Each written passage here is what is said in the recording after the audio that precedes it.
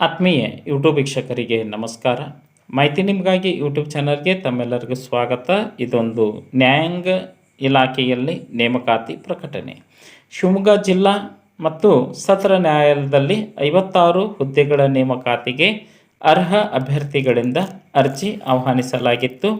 Attender ನೇಮಕಾತಿಗಾಗಿ ಅರ್ಹ ಅಭ್ಯರ್ಥಿಗಳಿಂದ online ಮುಖಾಂತರವಾಗಿ ಅರ್ಜಿ ಸಲ್ಲಿಸಬಹುದಾಗಿದೆ.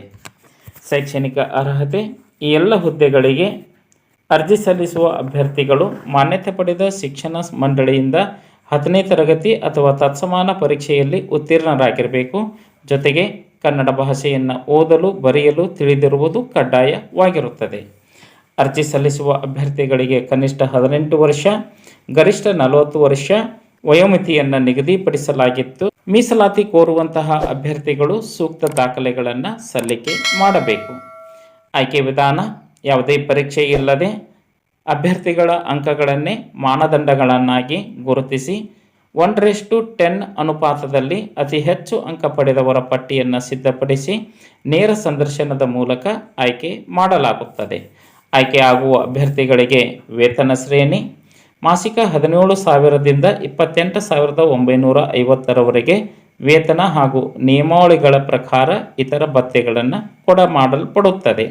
ಆಸಕ್ತ ಅರ್ಹ ಅಭ್ಯರ್ಥಿಗಳು ಕರ್ನಾಟಕ ಉಚ್ಚ ನ್ಯಾಯಾಲಯದ ಜಿಲ್ಲಾ ನ್ಯಾಯಾಲಯಗಳ ಪೋರ್ಟಲ್ನಲ್ಲಿ ಶಿವಮೊಗ್ಗ districtcourts.government.in ಈ ಒಂದು ವೆಬ್ಸೈಟಿಗೆ ಭೇಟಿ ನೀಡಿ ಆನ್ಲೈನ್ ಮುಖಾಂತರ ಅರ್ಜಿ ಸಲ್ಲಿಸಬೇಕು.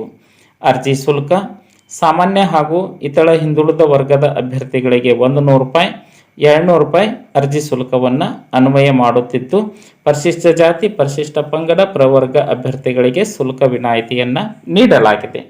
ಅರ್ಜಿ ಸಲ್ಲಿಸಲು ಕೊನೆಯ ದಿನಾಂಕ 27 ಆಗಸ್ಟ್ 2026. ಈ ಒಂದು ದಿನಾಂಕದೊಳಗೆ ತಮ್ಮ ಅರ್ಜಿ ತಲುಪುವಂತೆ ಇರಬೇಕು. ಮಾಹಿತಿ ಇಷ್ಟ ಆಗಿತ್ತು ಅಂದರೆ ಲೈಕ್ ಬಟನ್ ಮೇಲೆ ಕ್ಲಿಕ್ ಮಾಡಿ, ಮಾಹಿತಿಯನ್ನು ತಮ್ಮ ಸ್ನೇಹಿತರಿಗೆ ಶೇರ್ ಮಾಡಿ. ಯಾರಿಗಾದರೂ ಈ ಮಾಹಿತಿ ಉಪಯೋಗ ಆಗ್ಬೋದು.